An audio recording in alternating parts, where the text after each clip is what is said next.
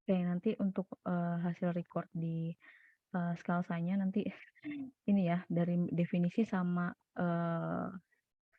definisi psikologi kerja dan stres akibat kerja, nanti mohon kalau teman-teman ada yang belum bergabung di sini nanti ini ya, dibantu ya untuk pemahamannya. Jadi saya mulai lagi dari gejala stres.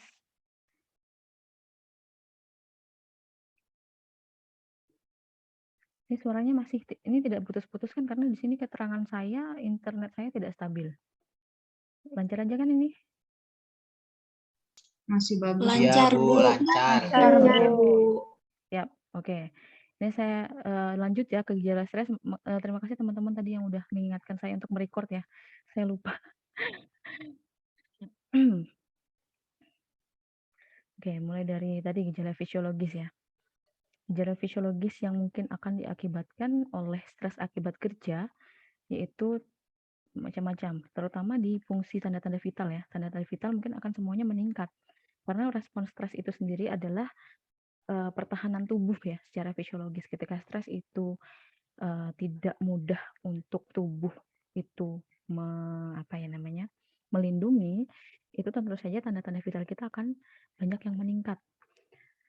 Ada keringat dingin nih, keringat dingin, pucat, gemetar, insomnia. Nah, ini kan sering dialami ya oleh mahasiswa-mahasiswa yang biasanya tingkat-tingkat akhir nih, insomnia, tidak bisa tidur karena malamnya ngerjakan tugas, ya. Itu stres akibat kuliah ya, bukan stres akibat kerja.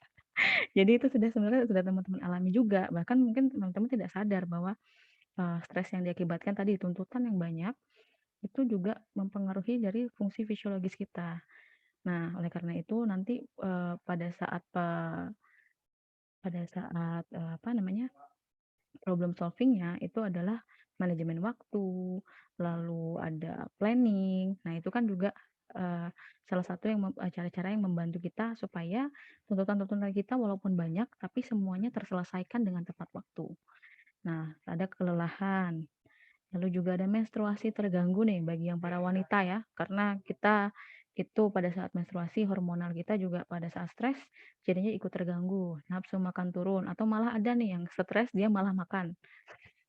Ya, stres malah makan, jadi nafsu makannya nggak turun. Jadi banyak macam-macamnya, akan tetapi yang ini yang paling sering umum atau yang paling sering diperlihatkan oleh orang-orang yang biasanya mengalami stres akibat kerja. Lalu di psikologisnya bisa tegang, cemas, lalu lekas marah, emosinya tidak stabil, sering marah-marah nih. Apalagi kalau sudah dikasih tugas banyak sama atasannya sih tidak ini ya, tidak marah, tapi sama nanti yang bawa-bawanya ikutan marah. Nah, itu kan salah satu yang harus kita perhatikan juga. Lalu kebosanan, nah penundaan nih. Ini ada orang-orang yang memang dia walaupun stres akibat pekerjaan yang banyak, dia tetap mengerjakan, namun memang fungsi-fungsi yang tadi fisiologisnya jadi meningkat semua, terus psikologisnya jadi gangguan cemas, atau malah ada yang penundaan. Jadi nanti saja deh, karena sulit ya, nanti saja. Tapi nanti pas di akhir, akibatnya eh, akibatnya malah tanggung jawabnya tidak selesai, malah merepotkan dari teman-temannya atau karyawan yang lain. Lalu ada di afektif atau ini ya, emosinya. Jadi instabilitas atau emosinya tidak stabil. Bisa menarik diri, depresi. Oh, ini banyak sekali yang ditemukan di kota-kota besar juga ya, depresi. Bahkan dia itu bisa frustrasi, gelisah karena tuntutannya terlalu banyak, waktunya sempit ya. Terus dituntutnya seperti harus sempurna. Nah, itu bisa mengakibatkan hal-hal ini. Lalu juga ada perilakunya nih, mudah lupa. Nah, saya salah satunya nih, kalau misalnya terlalu banyak yang diagendakan, mudah lupa, oh iya lupa. Seperti tadi tuh, saya lupa untuk merecord ya, salah satunya itu. Lalu konsentrasi yang buruk, susah untuk berkonsentrasi di hal-hal tertentu, karena memang untuk pekerjaan sendiri kan kita banyak sekali hal-hal yang harus kita lakukan. Yang pekerja-pekerja yang full time, itu apalagi yang menggunakan fisik ya, dia pasti juga pada saat dia berkonsentrasi pun ditanya kalau memang udah capek ya nggak bisa gitu. tidak bisa dipaksa, memang tubuh harus istirahat seperti itu. Terus kreativitas menurun, akibatnya mengerjakan hal-hal itu ya udah seadanya saja. Lalu menurunnya kemampuan problem solving karena memang, kapasitas seseorang dalam berpikir itu kan memang, ada waktu istirahatnya, ada waktu kerjanya. Nah, kemampuan problem solving yang berkurang ini bisa mengakibatkan pada saat, terjadinya masalah pun mereka mengambil keputusan yang, salah atau merugikan diri sendiri dan orang lain. Nah itu, gejala-gejala stres. Nah, di sini ternyata, eee, stres akibat kerja itu bisa berdampak positif maupun negatif. Maksudnya begini, stres kerja yang berdampak positif ya, ini kan paling, jarang ya, dibahas. Dampak positif ini gini, pada saat seseorang itu diberikan suatu stresor dari pekerjaan, dia ada 2 tipe orang, yang dia mengerjakannya itu, dia kerjakan. Dia menantang dirinya sendiri untuk menjadi lebih baik. Apabila dikasih beban, berarti dia, akan mengerjakannya dengan entah itu mungkin tidak sempurna, tapi ketika dia sudah mengerjakan itu, tanggung jawabnya sudah dipenuhi, kinerjanya itu akan meningkat. Jadi dia pada saat dia diberi stresor yang sama, itu dia akan lebih bisa menghandle. Nah, itu dampak positifnya.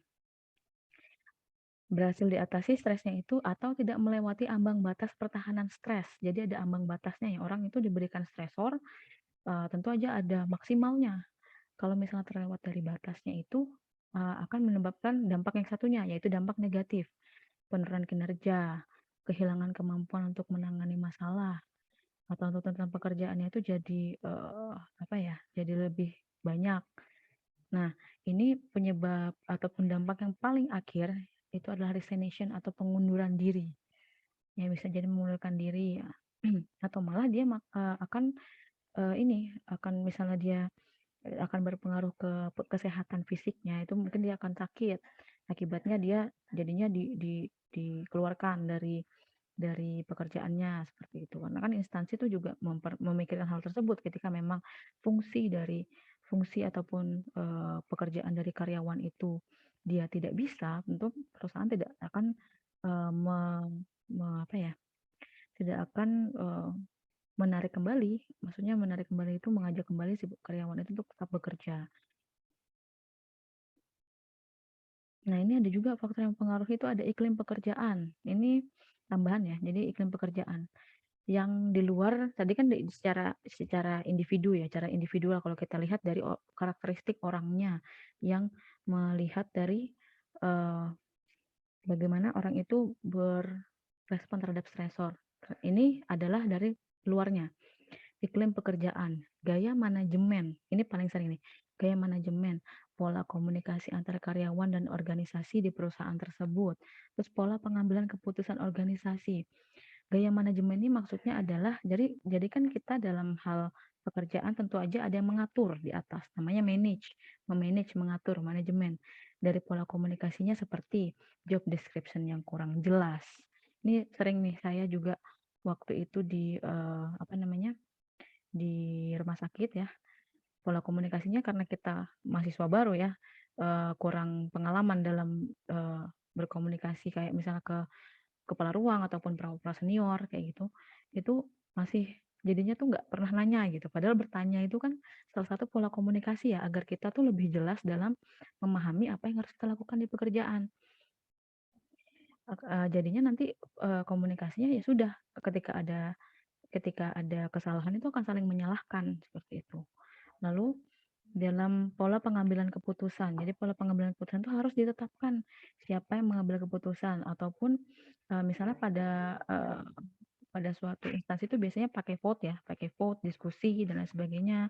Nah, ketika iklim pekerjaannya itu diktator dan tidak memikirkan dari, sisi karyawannya, itu akan mempengaruhi dari stresnya ini, dari stresornya itu akan lebih bertambah banyak ke pekerjanya. Dan hubungan interpersonal di tempat kerja, ini stresor kelompok ya. Jadi saling misalnya sesama, perawat anestesi misalnya, saling julid, saling menjelekkan, itu kan salah satu hal-hal yang membuat, si karyawan ini juga stres gitu.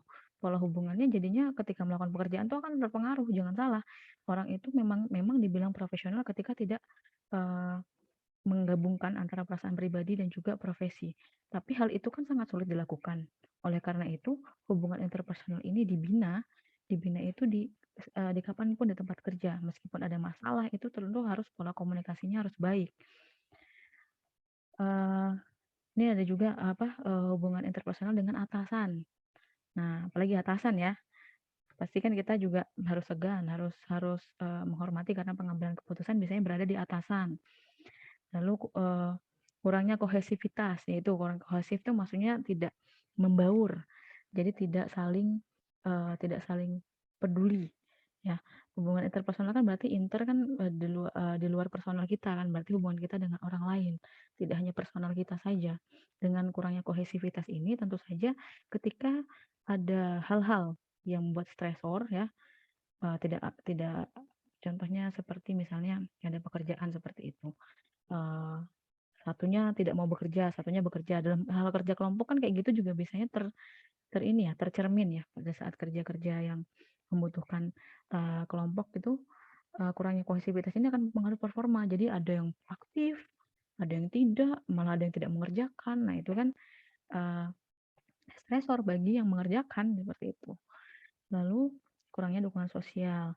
Nah peran-peran dalam organisasi. Nah ini contohnya nih peran yang ambigu. Jadi saya itu sebenarnya apa? Misalnya dikasih tugas sebagai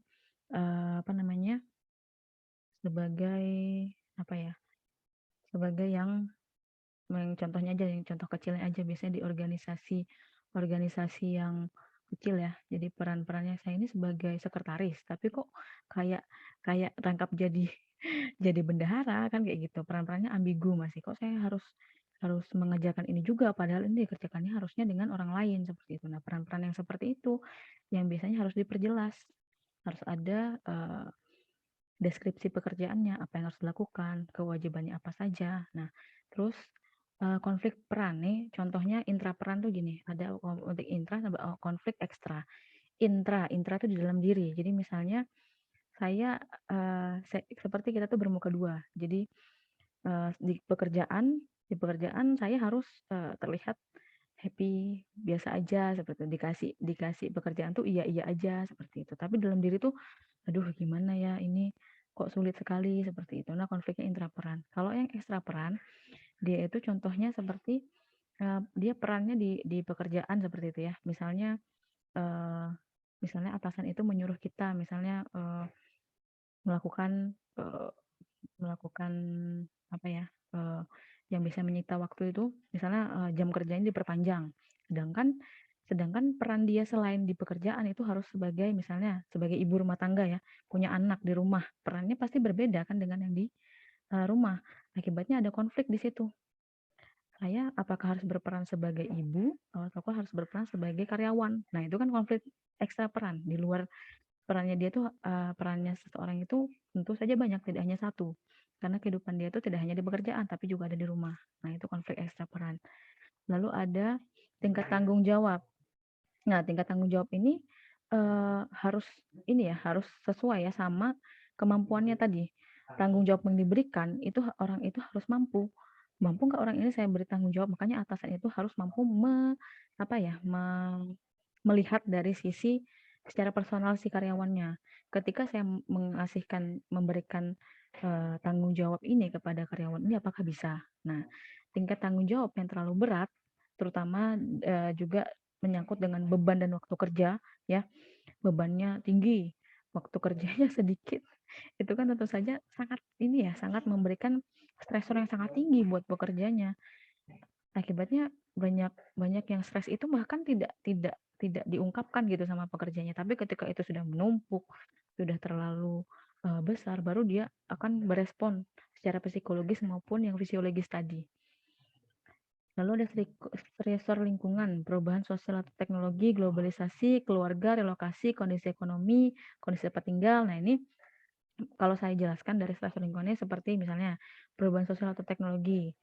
Ketika di pekerjaan tentu saja ada keterbaruan.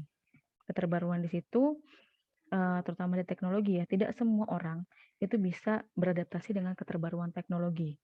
Orang yang biasanya manual itu disuruh melakukan dokumentasi misalnya di komputer.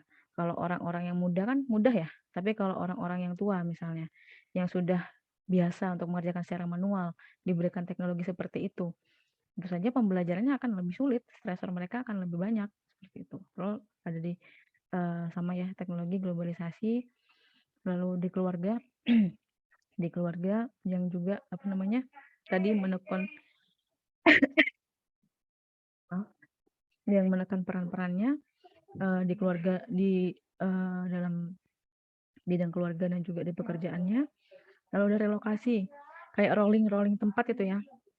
Saya pernah dulu, maaf sebentar saya agak batuk.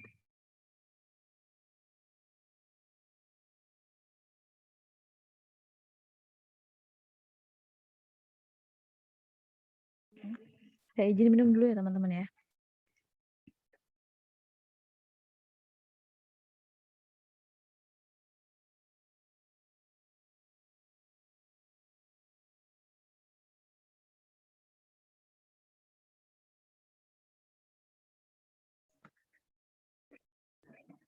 Ya baik, saya lanjutkan. Jadi yang relokasi ini seperti misalnya, yang sering di rumah sakit itu ada kalau di perawat bangsal itu rolling ya. Saya dulu pernah menemui perawat yang dia stres sekali karena beban kerjanya itu awalnya dia ditempatkan di bangsal dewasa. Tapi pas direlokasi ataupun rolling dari pihak eh, pihak manajerialnya itu dia didorong di anak, di bangsal anak. Bayangkan yang dari awalnya dia terbiasa dengan orang yang dewasa, ketika menghadapi pasien-pasien anak kan tentu saja itu berbeda ya cara penanganan ataupun cara asuhan keperawatannya. Di situ dia bilang saya jadi lebih bebannya lebih tinggi karena biasanya saya tidak pernah memegang pasien anak seperti itu yang biasanya rewel, nangis, bahkan sampai ada yang nendang dan lain sebagainya tidak mau dirawat kayak gitu kan. Beda sama ini pasien basal dewasa yang dia sudah mengerti ketika diberikan edukasi, ketika dikaji itu tidak seperti yang di anak-anak. Nah, itu salah satu stresor bagi dia karena dia jadinya bekerjanya lebih berat. Pulangnya pun jadi lebih lama karena kan kalau anak-anak itu diberi apa namanya manajemen farmakologi saja itu sulit untuk ininya untuk memberikannya. Terus ada juga kondisi ekonomi yang menekan dia harus tetap bekerja walaupun pekerjaannya mungkin lebih berat dengan gaji yang sedikit. Terus ada kondisi tempat tinggal atau masyarakat yang juga tidak mendukung ataupun misalnya di rumah dia juga ada hal-hal yang di lingkungan keluarga ataupun masyarakat yang juga mendorong dia untuk stresornya tidak hanya di pekerjaan tapi juga di rumah. Ada stresor organisasi juga, kebijakan-kebijakan dan strategi administratif yang yang terlalu menekan ya. Terus struktur dan desain organisasi yang kurang bisa untuk mendukung adanya seperti misalnya kalau misalnya di perusahaan itu kan ada namanya biro konsultasi. Nah, itu nggak disediain misalnya sama sama ininya. Padahal orang itu ketika stres pekerjaan kan dia bingung tuh mau bilang sama siapa, mau mau mengadu sama siapa terhadap gangguan-gangguan stres akibat kerja itu kan harus di apa ya diperhatikan oleh si instansi yang mempekerjakan mereka, lalu proses organisasi yang terlalu rumit, kondisi kerja yang tidak kondusif. Nah, itu juga jadi stresor bagi pekerjanya.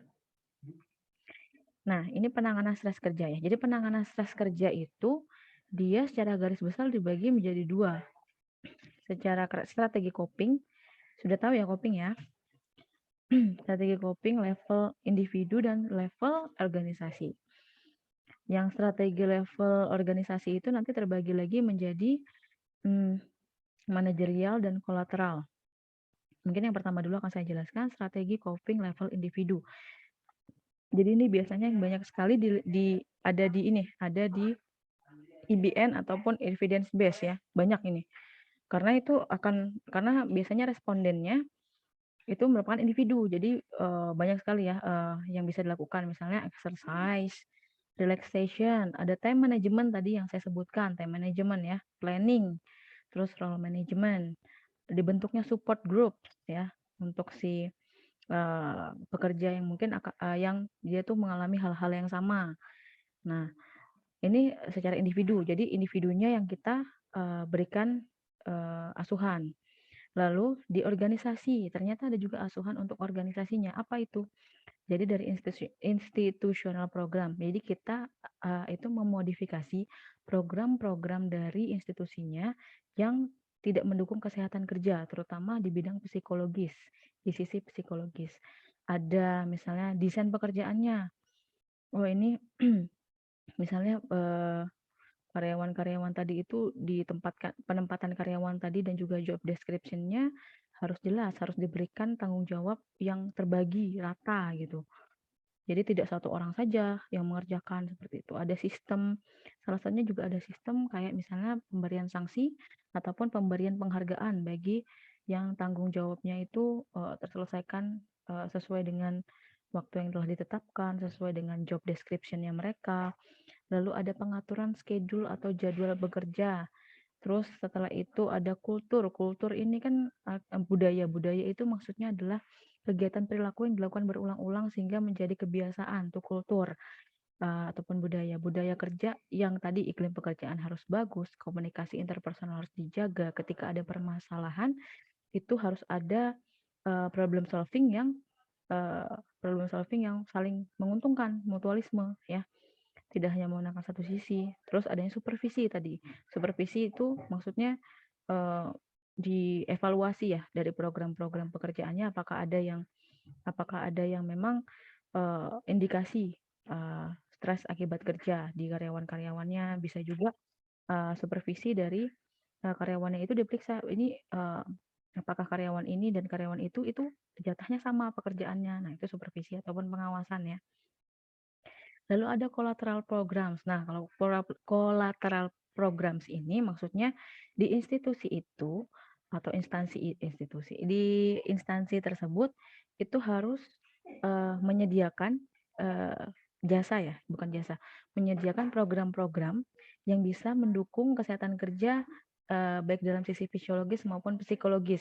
Ada program stress management, manajemen stres misalnya setiap hari Jumat ataupun hari Sabtu dilaksanakan kelas olahraga, ada kelas-kelas untuk saling silaturahmi seperti itu. Karena itu salah satunya adalah stress management program, health promotion program. Itu terus selalu ada, kalau jika bisa selalu ada biro konsultasi untuk masalah-masalah pekerjaan ya. Apalagi di kerjaan itu tidak hanya di sekolah, bullying juga ada di pekerjaan. Jangan salah ya, bullying dan juga penindasan itu ada di pekerjaan. Apalagi di instansi yang senioritas ya. Itu senioritas salah satu stres kerja juga. Lalu program-program lainnya yang bisa meredus ataupun mengurangi stres. Nah, ini saya contohkan ada evidence base yang penanganan stres kerja secara individual ya. Ada 2. Yang pertama ini dia respondennya ataupun individunya yang dikasih asuhan adalah teachers ataupun guru ya, guru. Di sini group based physical activity intervention during leisure time. Maksudnya tadi seperti yang tadi ada exercise and relaxation ya, stress management program. Nah, ini salah satunya bentukannya adalah ini. Jadi dibentuk grup ya, grup yang nanti diintervensi dengan kegiatan-kegiatan rekreasional selama waktu-waktu istirahat atau waktu-waktu senggang. Nah, itu kan salah satu teknik distraksi ya untuk stresnya supaya tidak terlalu tidak terlalu berdampak kepada fisiologis maupun psikologisnya. Di sini ada 32 sesi. 32 sesi dari dia ada intervensi yang permainan, terus aerobik sama kekuatan, terus intervensi yang misalnya ada aktivitas ini kalau di sini di penelitian ini dia punya ada beberapa responden yang mengaku ada back pain atau di belakang bagian belakangnya itu nyeri. Nah, akhirnya ditambahkan aktivitas pencegahan nyeri punggung ya. Nah, itu dia 2 hari dalam 1 minggu dalam 1 semester.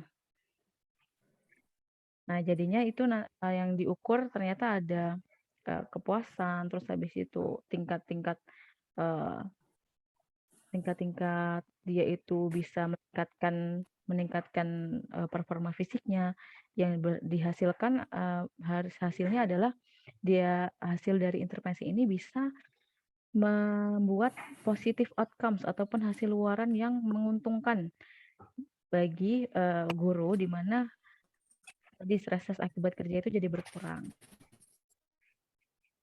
Nah, yang kedua ini pilot ya, pilot studi untuk nurses. Jadi yang pilot studi ini maksudnya masih bidang percobaan. Pilot studinya itu dia melakukan psychomotor relaxation program. 20 menit per sesi 2 kali. Itu ada kontrol grupnya ya, ada kelompok yang tidak diberikan intervensi dan ada yang diberikan intervensi. Dan itu aktivitasnya berupa kayak gini. Dia relaksasi yang misalnya memejamkan mata seperti seperti mengimajinasikan ataupun dituntun untuk positive thinking, dituntun untuk lebih rileks ya. Nanti yang diukur adalah tadi emotional exhaustion ataupun kelelahan emosional, depresi, ada kortisol dari lidahnya. Nah, itu setelah dilakukan itu ternyata semuanya itu berkurang stres manajemen mereka jadi lebih baik. Nah, itu kan ini kan merupakan tanda yang baik bahwa selama intervensi itu dapat menurunkan stres indikatornya. Ini kan bukan hanya psikologi saja, ini sama fisiologi juga. Ternyata efektivitas dari intervensi relaksasi ini bisa dikembangkan dan juga diberikan kepada nurses, perawat-perawat yang dia mengalami burnout ataupun capek yang terlalu berlebihan sehingga mengakibatkan mereka status psikologinya jadi lebih buruk. Oke, ini referensinya nanti jurnalnya bisa, ini jurnalnya ini kok gratis, jadi nanti kalau teman-teman mau tahu lebih lanjut ya, ini mungkin bisa jadi nanti ide-ide nih kan pilot itu kan masih percobaan. Nanti kalau misalnya teman-teman ada ide penelitian seperti itu bisa pakai yang kayak gini. Contoh-contohnya pilot itu nanti dia akan disahkan lagi ketika dia itu dilakukan penelitian pada responden yang lebih besar. Ini kan baru percobaan saja. Si penelitinya baru merancang program ini yang bertujuan untuk menurunkan indikator stres fisik dan psikologis. Oke, ini saya langsung lanjutkan dulu ya ke penanganan kebakaran ya. Karena ada 2 materi kan. Nanti biar pada saat diskusi nanti biar langsung ke 2 materi ini. Nih. Di sini fokusnya ke pencegahan dan pemadaman kebakaran. Kenapa? Karena 2 hal ini tidak lepas. Karena pencegahan itu juga nanti ujung-ujungnya kita harus tahu cara untuk menangani ketika kebakaran itu terjadi.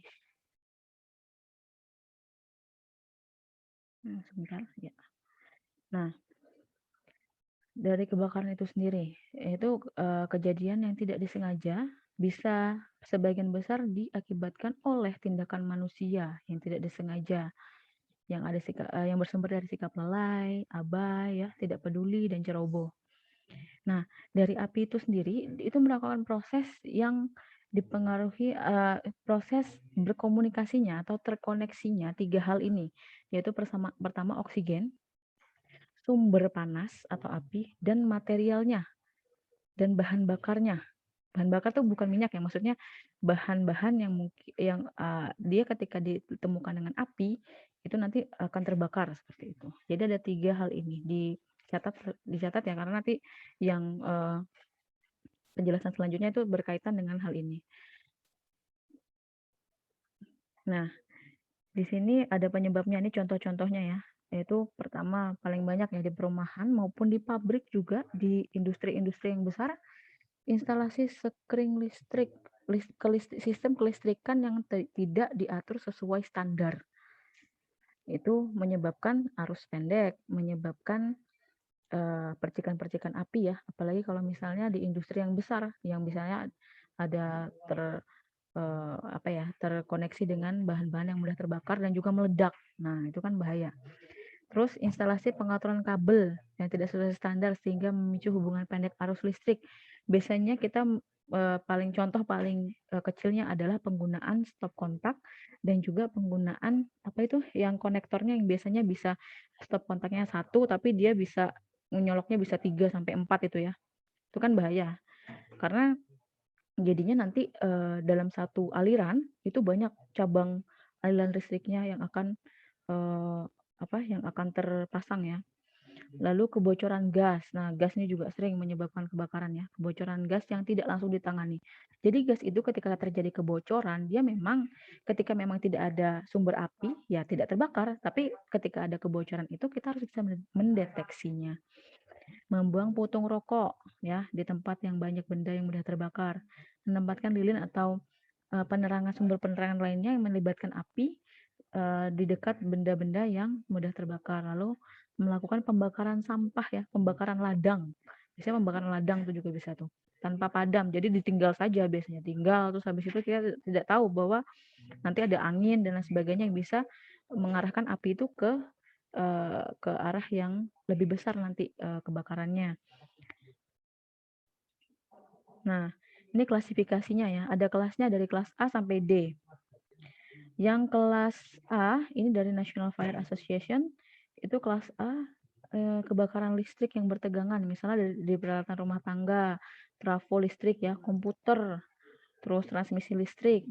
Ini aplikasi pemadam yang cocok adalah air. Karena kenapa? Air itu dapat menyerap panas dan dapat menembus sampai bagian panas paling dalam. Lalu di kelas B ada unsur bahan yang mengandung hidrokarbon dan produk minyak bumi.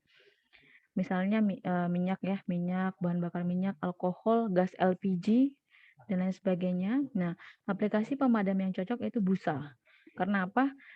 Busa ini dapat menutup permukaan cairan yang nanti maksudnya kan ini dari alkohol atau gas ini dia beda ya sama yang tadi yang kebakaran dari rumah tangga. Jadi kalau pakai air malah nanti kemungkinan besar akan lebih besar. Itu saya pernah coba pas saya pelatihan untuk pemadaman kebakaran gas LPG ketika dia nyala dikasih air malah tambah besar. Kayaknya busa ini kan dia tidak sedikit ya ini kandungan airnya tapi dia bisa menutupi gitu loh, bisa menutupi permukaan yang terbakar tadi. Lalu ada aplikasi pemadaman yang cocok untuk bahan gas itu bisa dari jenis tepung kimia kering atau CO2 nanti ada contohnya setelah slide ini. Lalu ada kelas C yaitu kebakaran yang meninggalkan sisa arang dan abu. Unsur bahannya mengandung karbon, misalnya kertas, kayu, tekstil, plastik, karet ya. Yang pemadam yang cocok itu jenis tepung kimia kering atau CO2. Lalu yang kelas D itu ada logam. Nah, logam ini sangat sangat apa ya? Dia itu akan terbakar ketika titik panas apinya itu dilewati. Jadi biasanya logam ini jarang bisa terbakar semudah itu gitu. Ini pembakaran yang untuk logam ini biasanya harus yang tinggi, terus habis itu harus lama baru bisa terbakar. Nah, akibatnya pemadamnya pun itu harus yang bukan eksklusif, yang khusus untuk logam. Karena kalau misalnya busa air itu malah memperparah nanti api yang disebabkan. Karena dia langsung logam itu kan dia kan tebal ya bahannya. Sampai dalam dia terbakar itu kalau kita pakai air aja dalamnya itu masih panas. Tetap masih panas, tetap masih bisa nyala. Pemadaman tidak dapat menggunakan air dan bahan pemadam umum lainnya karena justru akan memperbesar api. Nah, itu juga saya pernah juga mempraktekkan ya, ketika disiram air itu bukannya padam, tapi malah makin besar. Itu nanti kalau misalnya itu karena saya pengalaman ini sih, pengalaman dari ini ya, dari dulu pas waktu kuliah itu ada pelatihan dari pemadam kebakaran sendiri untuk membuktikan bahwa tidak semua kebakaran itu dapat dipadamkan dengan air. Itu malah bahaya. Lalu pencegahannya tadi ya, pencegahan kebakaran itu intinya adalah konsepnya itu untuk memisahkan 3 elemen tersebut. Misalnya tadi kan 3 elemen tersebut ada bahan bakarnya, ada api, sumber apinya, lalu ada apa tadi satunya? Api sama oksigen.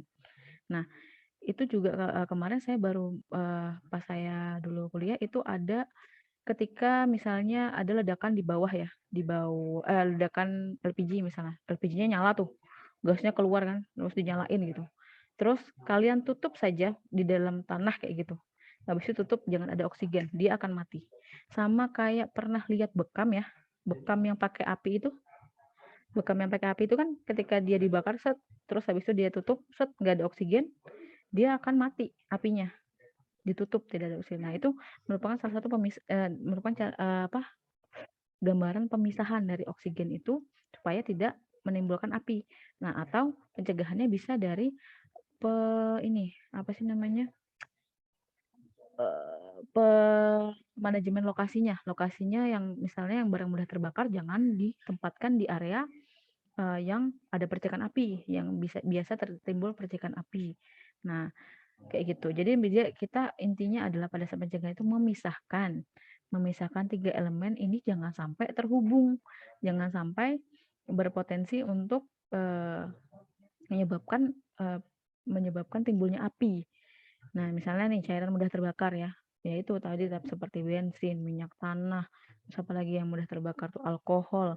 Penyimpanannya jangan di dekat kompor, jangan di dekat hal-hal yang menyebabkan api. Terus habis itu ditutup rapat ya, meskipun misalnya sudah kita tempatkan gitu, tapi tidak ditutup rapat. Tapi kan kita tidak tahu bahwa percikan api itu bisa saja muncul dari beberapa hal, yaitu tadi seperti kabel listrik itu bisa memicu percikan api ketika memang di kabel listriknya itu misalnya ada yang terkelupas, nah gitu kan. Terus simpan cairan-cairan yang mudah terbakar ini di storage atau tempat penyimpanan tersendiri yang tidak ada temennya gitu, tidak ada hal-hal lain selain itu misalnya. Jadi hanya bahan bakarnya saja gitu.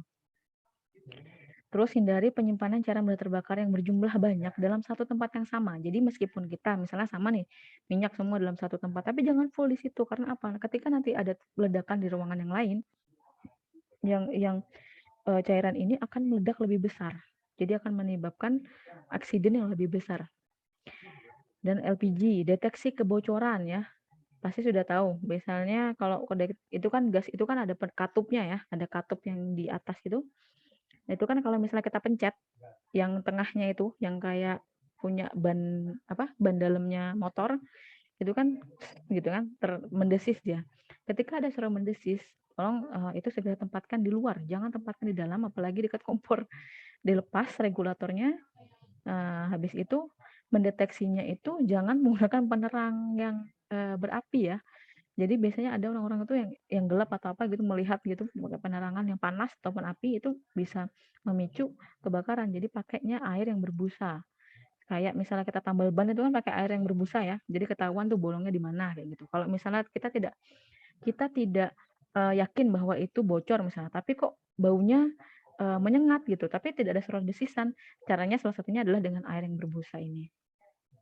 Lalu pemadaman akibat gas LPG, kebakaran akibat gas LPG tidak boleh dilakukan secara individu. Jadi jangan menjadi pahlawan sendiri. Ketika kebakaran itu terjadi itu harus kerja tim dan harus yang ahli. Karena apa? Karena kebakaran ini kita tidak tahu sebelah-sebelahnya itu apakah ada bahan yang mudah meledak atau tidak. Nanti kita malah mengorbankan diri kita sendiri ya. Jadi harus tetap tenang dan juga memanggil pihak-pihak yang berwenang pemadam kebakaran ya. Dan juga polisi misalnya untuk menertibkan masyarakat. Nah, lalu ada listrik, hindari instalasi listrik yang ilegal, apalagi yang sambung-sambung gitu ya. Terlalu banyak menyambungkan kabel-kabel. Lalu hindari pengaturan kabel yang terlalu banyak dalam satu tempat. Jadi stop kontaknya banyak di satu tempat kayak gitu. Lalu hindari penggunaan kabel maupun stickering yang tidak sesuai standar. Kan ada tuh stickering maupun ini yang copotan ya, copotan atau bekas kayak gitu kan, atau kabel-kabelnya tuh udah lama, udah ngelupas, kita tidak tahu. Terus ada tuh biasanya ujung-ujung stop kontak yang serabutnya itu masih kelihatan. Nah, itu kan bahaya.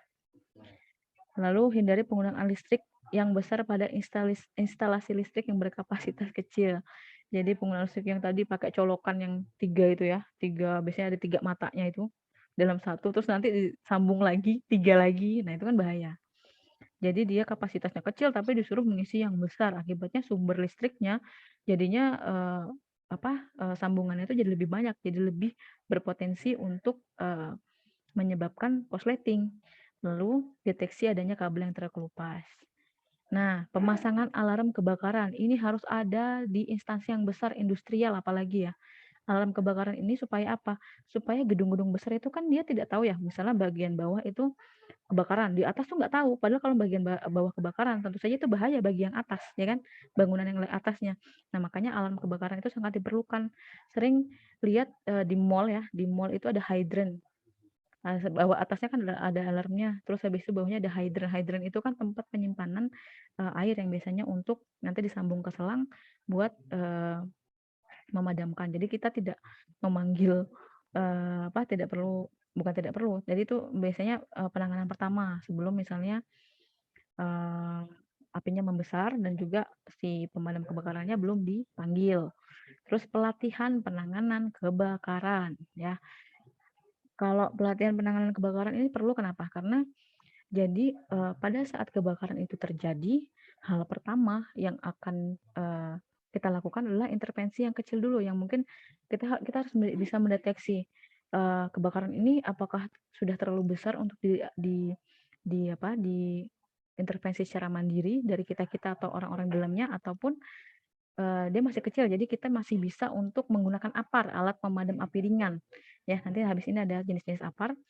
Alat pemadam api ringan itu harus sudah disiapkan di tempat-tempat kerja yang paling berpotensi untuk menyebabkan kebakaran.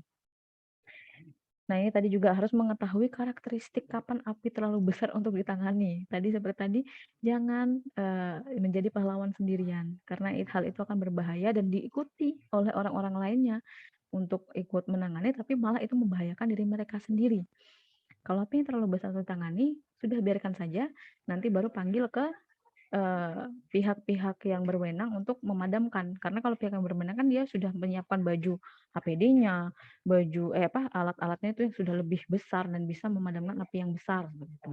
Terus mengetahui jenis APAR. APAR itu ada beberapa jenis ya. Tadi ada yang tepung kimia, ada yang air, ada yang metal X ya. Itu oke ya, si Rifki Ar-Rasyid ya.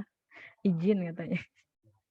Mau apa itu? Mau obatin mata saya di atas ya, ya silakan. Tapi nanti mohon ya untuk ini kan tadi yang ketinggalan recordnya yang bagian awal ya.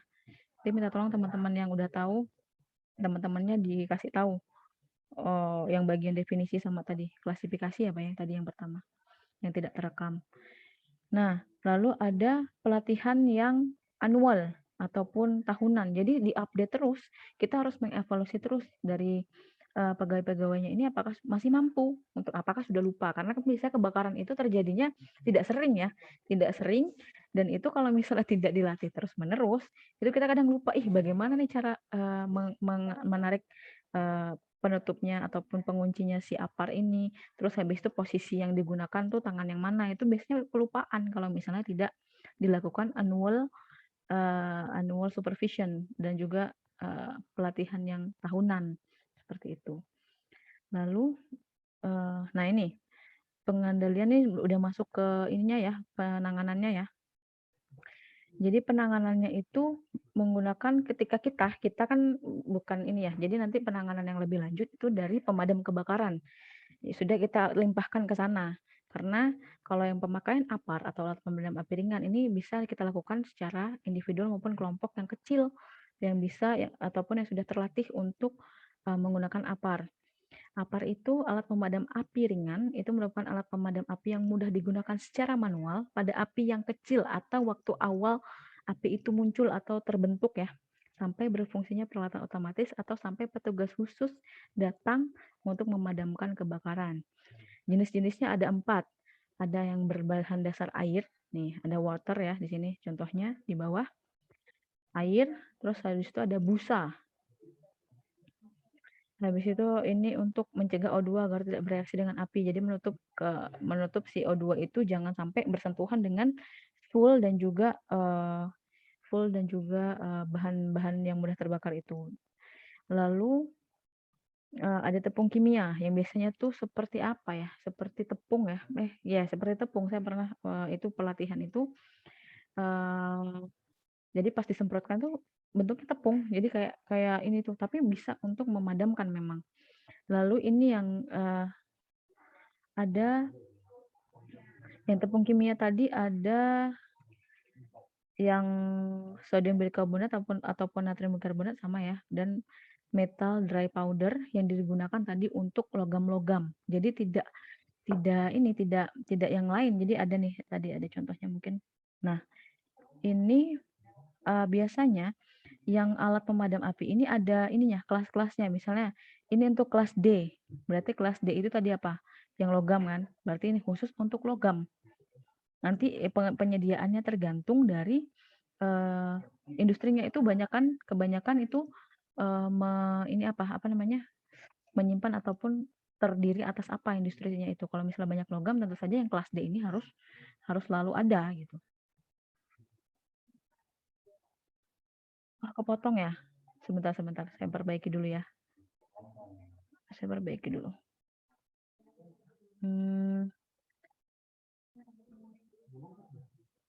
Nanti kalau misalnya nggak di-chat di interupsi saya ya. Ininya takutnya kepotong lagi kayak tadi. Ini masih kepotong nggak?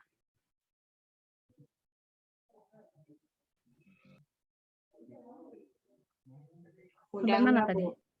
Ya, sampai mana tadi yang kepotong tadi yang mana? Yang ini, Bu. Yang ini ya? Ya. Oke. Nah, ini kelas A, B, C, D. Saya ulang lagi ya. Kelas A, B, C, D itu nanti tergantung dari unsur bahannya.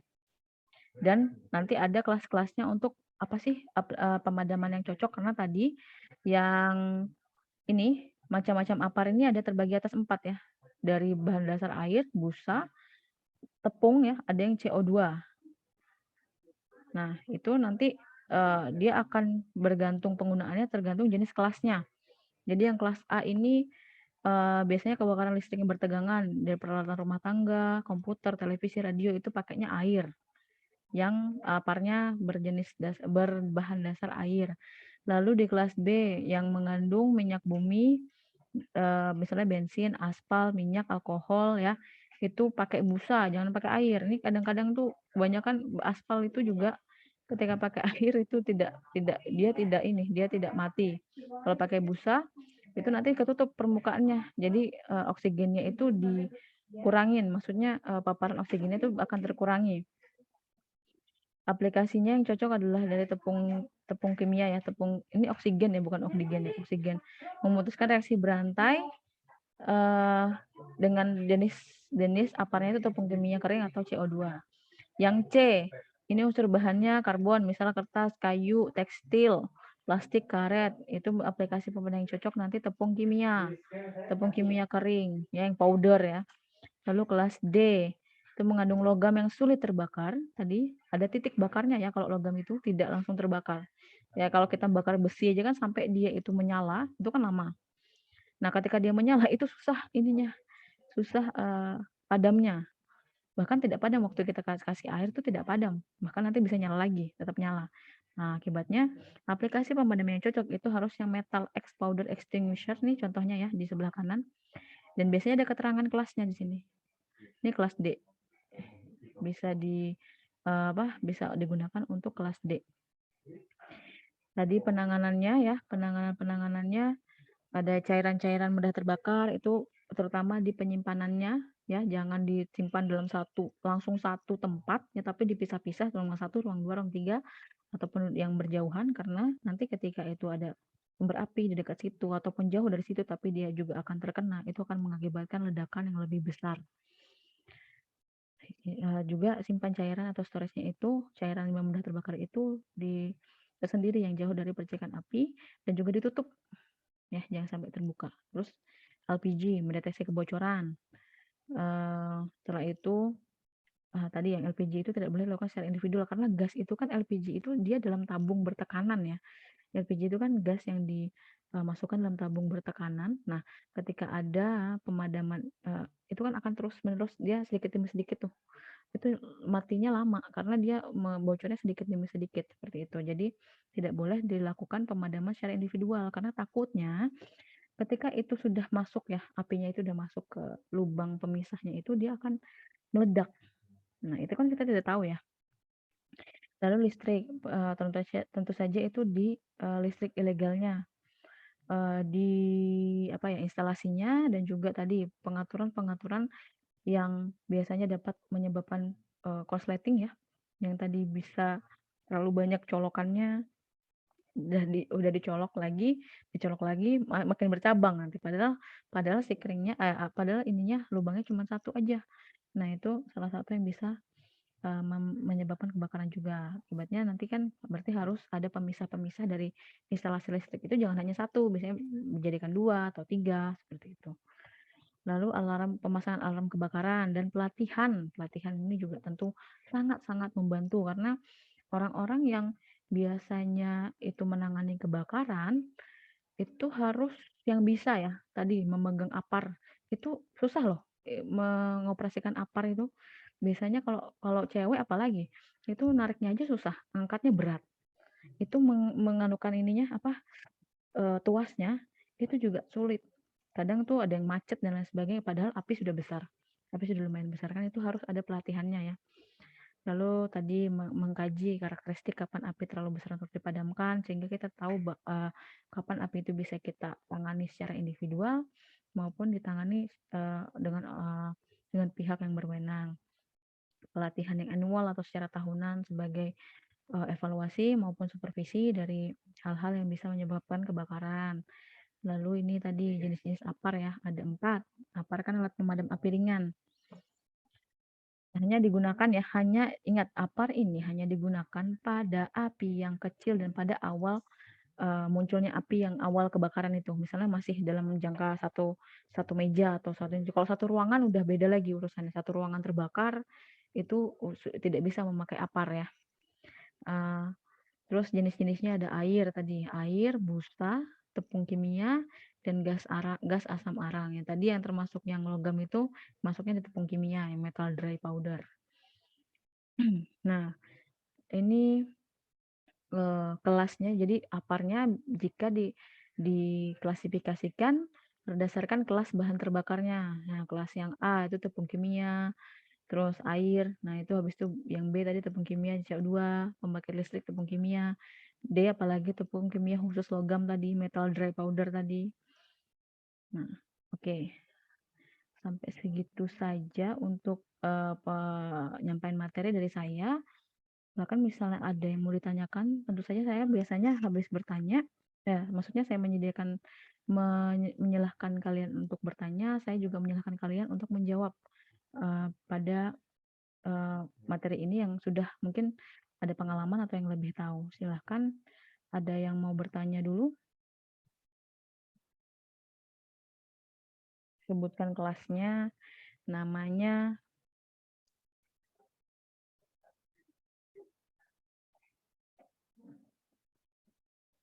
Saya stop share dulu ya. Ada yang mau tanya dulu?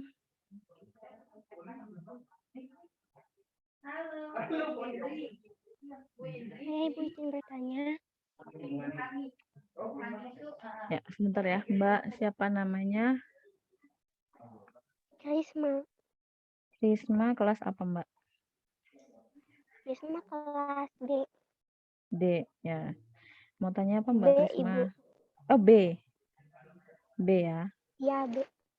Ya, Risma silahkan Mbak Risma mau tanya apa? Yang ingin saya tanyakan tadi kan yang dampak dari stres itu kebagi dua, ada positif dan negatif. Nah, Ya. bagaimana cara mengendalikan stres tersebut agar individu pekerja itu bisa menjadi suatu dampak yang positif gitu. Terima kasih. Oke. Cara agar dampak stres menjadi positif ya. Ada lagi yang mau tanya?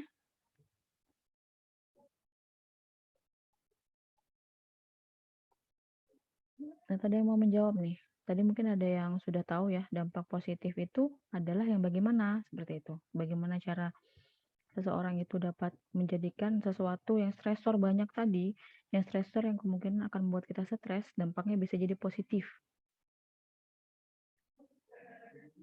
Silakan. Ini banyak loh ini. Ini saya jadikan 4 kelas jadi 1 nih, 128 orang. Udah kayak ini ya, udah kayak seminar ya. Yuk silakan, ada yang mau menjawab dulu nggak? Boleh, mungkin ada pengalaman dari teman-teman yang juga pernah mengalami stresor yang tinggi menurut teman-teman, tapi ternyata bisa dilewati, kan gitu. Dampak positif kan itu, ternyata bisa dilewati dengan baik.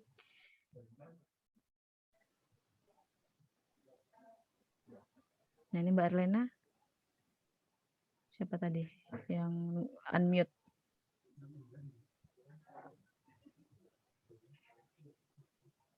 Ada nggak?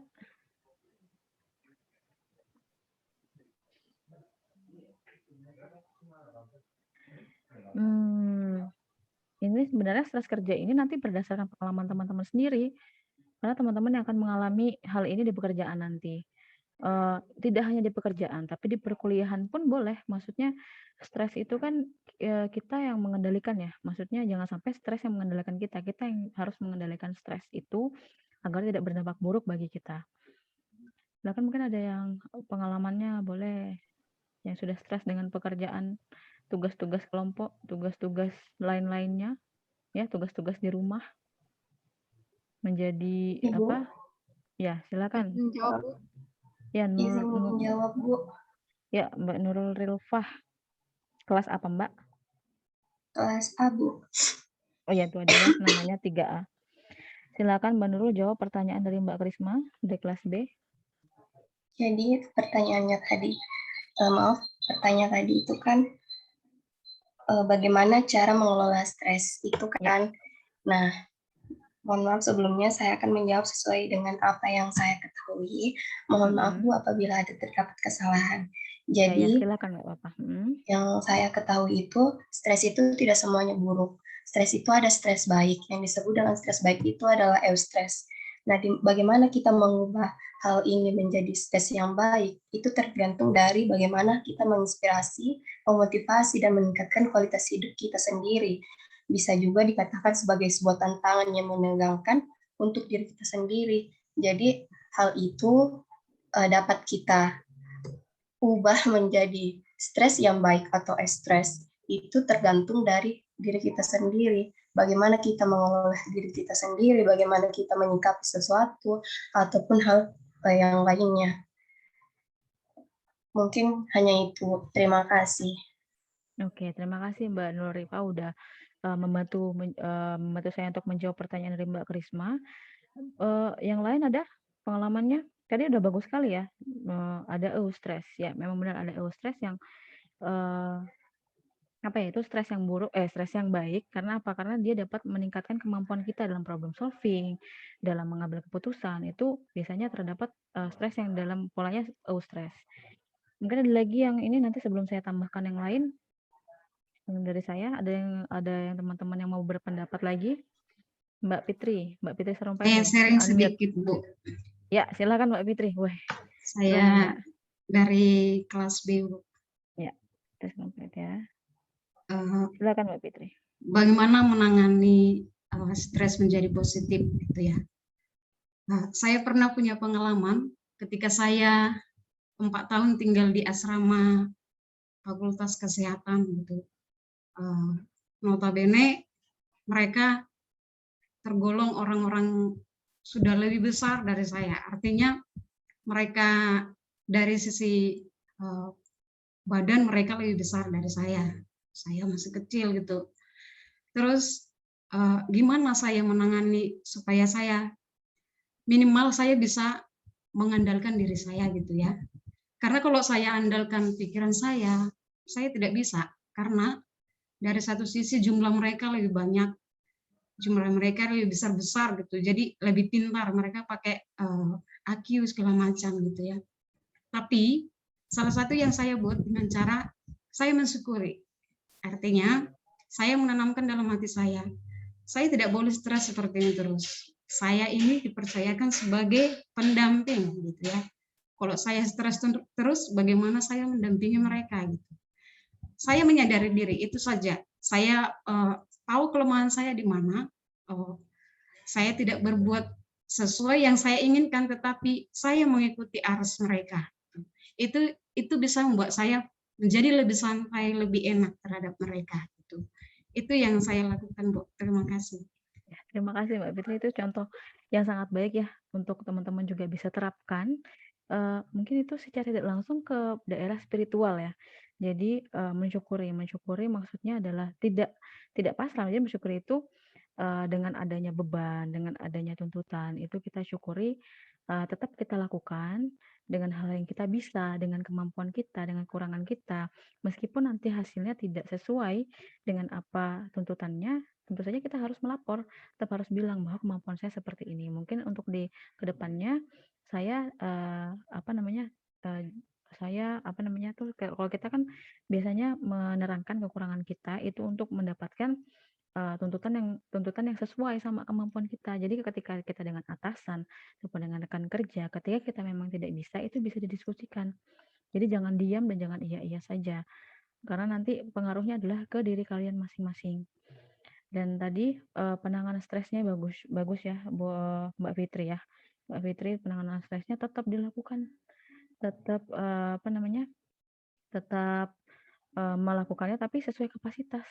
Tetap berpikirnya positif. Berpikirnya positif itu gini, memang berat kayak gitu kan, memang berat dalam hal pekerjaan apalagi kita memikul beban peran yang besar kayak gitu ya. Peran-peran tadi ya kayak seperti Bu Fitri tadi membimbing ya, itu kan perannya besar sekali ya. Tapi Bu Fitri ini harus menyadari diri bahwa, "Oh saya mampu, tapi dengan kekurangan saya akan tetap menjalani, apa yang dibebankan kepada saya sepenuh hati," seperti itu. Jadi nanti ketika udah selesai tanggung jawabnya, hal itu menjadi goals bagi kalian atau kompetensi yang meningkat bagi kalian ketika nanti, eee pada saat stresor yang sama itu muncul, kalian sudah tahu harus berbuat apa. Jadi sebenarnya pe pengelolaan stres itu kita pakai rumus masing-masing. Artinya kita menciptakan rumus bagi diri kita untuk menghadapi stres itu. Usahakan memang jangan jangan menjadikan dampak negatif. Jadi dampak negatif itu adalah biasanya dilakukan oleh orang-orang yang dia sudah berpikir masalah itu besar duluan padahal belum dilakukan. Ya, tentu saja ketika besar, stresornya, kita tidak bekerja sendiri dalam suatu instansi, pasti kita merupakan anggota organisasi, di mana kita tidak bekerja sendiri. Bertanya, terus meminta bantuan, itu sah-sah saja ketika kita memang tidak tahu, daripada kita sok tahu, kita kerja sendiri ya, belum nanya apa-apa, belum, bilang apa-apa, seperti itu kita kerja sendiri, akhirnya pas dilakukan tanggung jawab itu salah, malah akan merugikan orang lain. Nah, itu salah satu tadi yang, ini ya, yang bisa kita lakukan. Dan yang ini, time scheduling, ketika pekerjaannya itu adalah yang berat dan juga waktunya pendek. Makanya kita, pada saat melakukan pekerjaan pun kan kita biasanya nih di kuliah itu ada di UAB kan udah ada RPP dan lain sebagainya, penugasan sudah bebankan seperti ini. Nah, tugas dari teman-teman sekalian itu mengatur supaya kapan sih saya bisa mulai hal-hal ini, kita prioritaskan yang mana. Itu akan meringankan beban beban kerja ataupun beban perkuliahan dari teman-teman sekalian. Apalagi yang misalnya berkuliah dan juga bekerja, itu kan harus pintar-pintar lagi untuk mengatur waktunya. Memang sulit untuk pengaturan waktu itu, kadang juga meleset dan lain sebagainya, tapi harus terus kita lakukan. Kenapa? Kalau memang berantakan dari awal, itu pada saat melakukan, eee pekerjaan lainnya yang sudah menumpuk itu akan membebankan diri teman-teman masing-masing. Oleh karena itu memang saya, ketika melakukan pekerjaan saya semuanya schedule. Jadi misalnya tadi jam 1, jam 12.45 saya sarankan teman-teman harus sudah masuk, karena apa? Karena menunggu teman-teman yang lain gitu kan. Saya antisipasi bahwa nanti jam 1 ataupun nanti 2:30 ini, saya sudahi. Nah itu kan time planning karena jam 3 saya ada kegiatan lagi. Itu time planning. Ketika saya tidak melakukan itu, beban kerja saya akan tambah banyak dan itu akan menyulitkan diri saya sendiri. Nanti teman-teman juga bisa tadi, dampak yang dampak positifnya itu, saya bisa melakukan pekerjaan, me me me apa, meningkatkan kemampuan saya dalam time scheduling, meningkatkan kemampuan saya dalam problem solving. Nah, salah satunya adalah seperti itu. Jadi semuanya kreativitas dan rumusan, dari kita masing-masing untuk menangani stres kerja itu. Karena stres kerja itu, dia nanti berhubungan dengan jenis pekerjaannya juga. Kalau yang fisik malah, lebih ini lagi yang misalnya paling sering kita ini kan tukang bangunan, terus juga misalnya itu ojek online dan lain sebagainya itu fisik loh. Mereka jam kerjanya itu tidak teratur. itu masih itu harus lebih rinci, bukan lebih rinci, lebih pintar lagi, harus mengatur dari sisi fisiologis dan psikologisnya. Bahkan mereka kan memang mencari nafkah dan juga pekerjaannya itu apa namanya, pekerjaannya itu kan tidak tentu ya, bahkan itu kayak serabutan istilahnya, hasil yang didapatkan ya udah hasil harian. Apa yang dia dapatkan hari itu, ya udah segitu, hari itu dapat 150 ya 150, bahkan penghasilannya tidak tetap selama 30 hari. Nah, seperti itu kan lebih sulit lagi sebenarnya. Cuman kan karena kita sudah mengetahui cara, jadi ketika kita sudah mengetahui cara penanggulangan stres yang baik bagi diri kita, karena penanganan stres masing-masing orang akan berbeda sesuai kemampuannya. Jadi tidak akan sama. Mungkin kalau saya time scheduling, saya lebih beratnya ke time scheduling. Mungkin teman-teman yang lain mungkin dia ada yang mungkin teman saya tuh dikerjain di awal dulu pertama semua. Nanti akhirnya belakangnya akan lebih senggang dan bisa melakukan hal lain. Itu ada yang seperti itu. Jadi nanti dikerjakannya untuk menghindari stres kerja itu dikerjakan sesuai formulanya, formula masing-masing individu. Nah, itu kan namanya tadi dampak positifnya. Kita punya kemampuan lebih. Dengan kata lain biasanya kayak saya nyebutnya naik level ya. Jadi level yang pertama kita pekerjaannya ringan. Nanti kan tambah kita pekerjaan lebih lama durasinya, itu pekerjaan kita akan dibebankan lebih tinggi lagi. Lebih lagi, oh dinilai sama atasan, oh bisa ini, berarti saya bisa bebankan lebih lagi. Tapi ketika itu memang misalnya bebannya terlalu tinggi dan lain sebagainya, itu boleh kita meminta rekomendasi dari teman-teman ataupun atasan seperti itu. Itu juga saya lakukan di pekerjaan saya sebagai dosen di sini.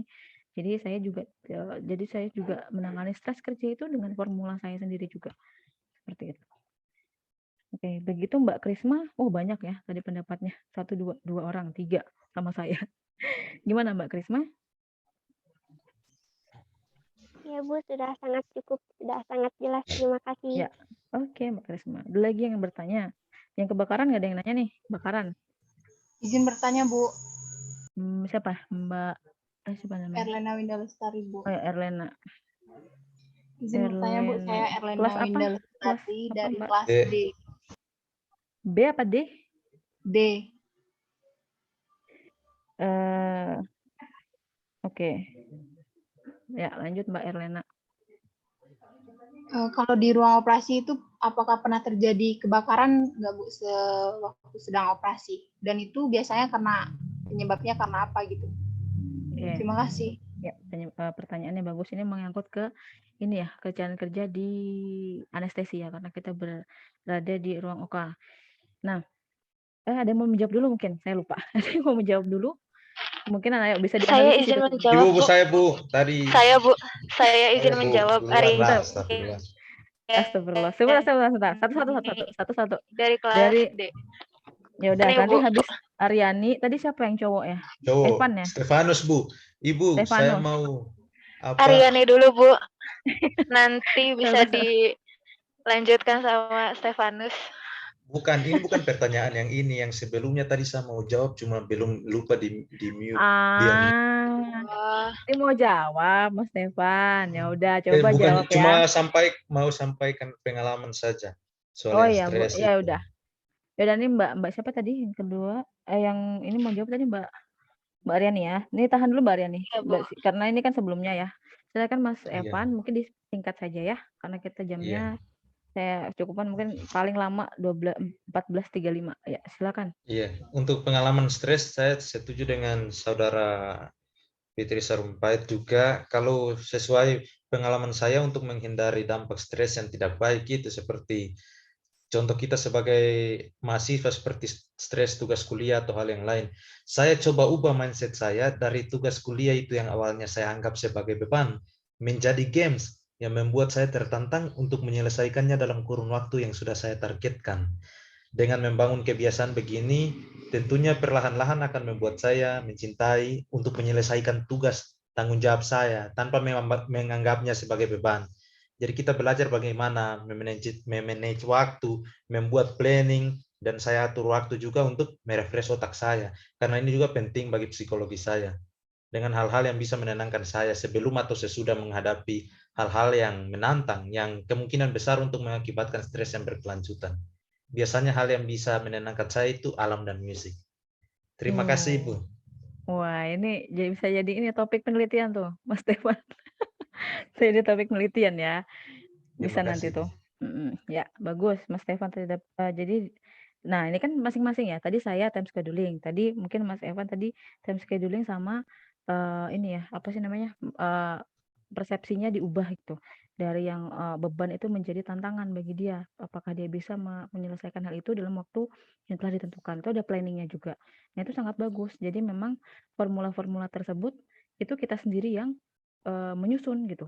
Kita maunya bagaimana, yang meringankan beban stres kerja kita itu apa seperti itu. Tadi kan ada yang tadi contohnya ya relaxation ya, ada musik juga, nah musik gitu, misalnya nugas sambil musik, bekerja dengan musik, tapi kan kalau di lingkup pekerjaan itu, ini ada etikanya ya, jadi misalnya bermusik atau apa pada saat bekerja memang tidak boleh, tapi misalnya memang ada hal-hal yang bisa misalnya dia bermusik, mendengarkan musik tapi pakai earphone atau apa seperti itu, tapi jangan di jam kerja ketika memang hektik itu kan nggak boleh. Nah itu harus diperhatikan. Oke, terima kasih Mas Stefan ya. Itu juga contoh yang sangat bagus buat teman-teman sekalian, nanti bisa mendeteksi sendiri bagaimana cara penanganan stresnya ya. Lalu tadi Mbak siapa tadi ya? Mbak Aryani ya? Mbak Aryani yang mau menjawab, Mbak. Iya, Ya, Bu. silakan. Kelas apa Mbak tadi? Kelas D. Oke. D ya. Oke, silakan Mbak Aryani. Kebakaran di ruang operasi itu pernah terjadi, salah satunya saat operasi serviks menggunakan laser di Rumah Sakit Tokyo, Jepang. Di Oke, tengah boleh, operasi, boleh. pasien mengalami kentut dan terjadi percikan api yang menyebabkan pinggang dan kaki terbakar. Itu peristiwanya 28 Oktober 2016 lalu. Nah, jadi di dalam kentut itu diketahui mengandung gas metana dan hidrogen yang keduanya mudah terbakar. Jadinya percikan api dan kentut itu jadi api, Bu. Mungkin penjelasan Ya, dari saya ya, seperti ya. itu, Bu. Terima kasih, Bu. Ya, oke Mbak Aryani. Itu contohnya ini ya, contoh kasus ya jadinya ya, di pemberitaan bahwa di ruang OK itu bisa saja memang terjadi.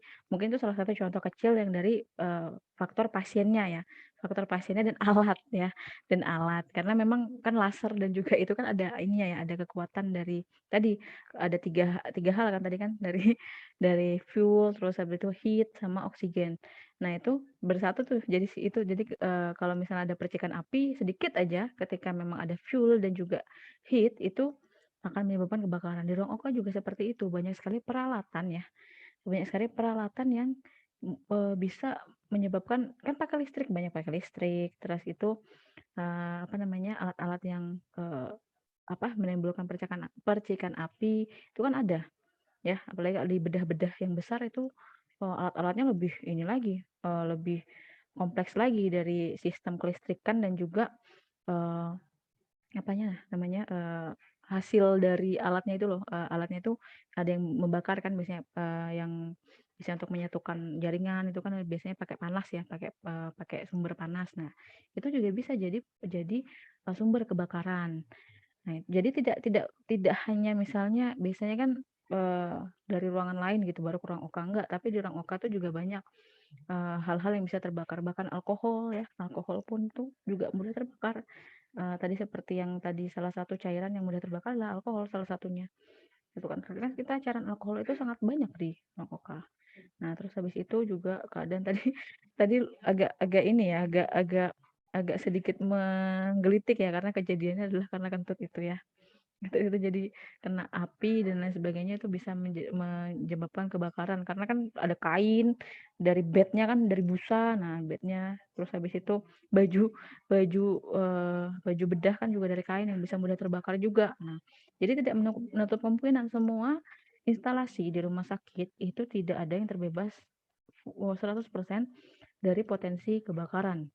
Makanya apalagi instansi, di di gedung rumah sakit itu, dia kan, gedung rumah sakit itu tidak mungkin kecil kan, maksudnya bertingkat atau lebih lebar. Nah itu kan, dari situ saja kita sudah tahu bahwa, daerah-daerah tersebut emang rawan, bukan perumahan ya, kalau perumahan kan bisa misah-misah.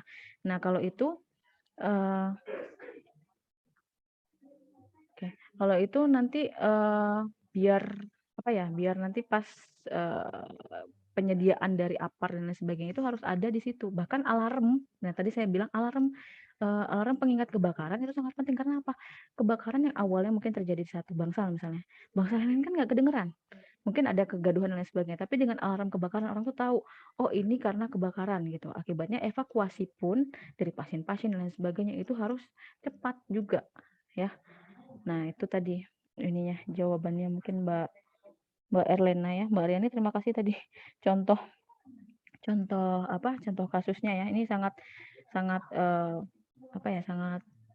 inovatif sekali contoh kasusnya tadi ya. Saya baru mendengar hal-hal seperti itu tapi biasanya kejadiannya adalah karena pengoperasian alat yang tidak benar ya, sama korsleting listrik biasanya. Nah, begitu Mbak Erlena. Ini saya sudahi saja ya, karena udah mau jam 14.30, karena saya ada agenda juga jam 14.30. Nanti untuk ininya, materinya, rekamannya, kan materinya sudah saya ini ya, sudah saya upload di Skalsa.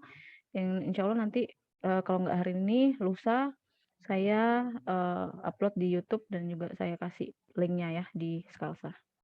Seperti itu ya, teman-teman sekalian. Saya tutup terlebih dahulu perkuliahan kita pada hari ini, dan saya juga mau ucapkan terima kasih atas kesediaan teman-teman untuk menghadiri schedule dari kuliah kita yang sudah lama ini harusnya terjadi ya. Tapi karena memang waktu yang tidak memungkinkan, jadi saya harus memutar jadwal lagi. Dan nanti kemungkinan yang kelima, yang selanjutnya kan ini ya, 5R ya, 5R sama norma K3. Insya Allah jika tidak ada halangan, nanti saya agendakan lagi perkuliahannya. Kan saya tinggal itu ya, jatah mengajar saya tinggal materinya itu. Yang terakhir ini yang 5R sama norma K3 hari Kamis atau Jumat. Hari Kamis atau Jumat nanti bisa di kelas besar lagi. Jadi nanti saya hubungi masing-masing PJ. Kalau bisa kita satukan lagi, kita satukan. Karena ini nanti saya kelimpungan nanti kalau misalnya ngejar satu kelas kayak gitu, karena nanti Pak Tarkijo kan akan masuk ya setelah perkuliahan saya. Begitu ya teman-teman ya, nanti saya hubungin untuk PJ-nya masing-masing. Saya tutup. Assalamualaikum warahmatullahi wabarakatuh. Boleh leave meeting. Waalaikumsalam warahmatullahi wabarakatuh. Terima kasih Bu. Terima kasih Bu. Terima kasih Bu. Silahkan leave ya. Terima kasih Bu sayang. Terima kasih Bu. Waalaikumsalam. Waalaikumsalam.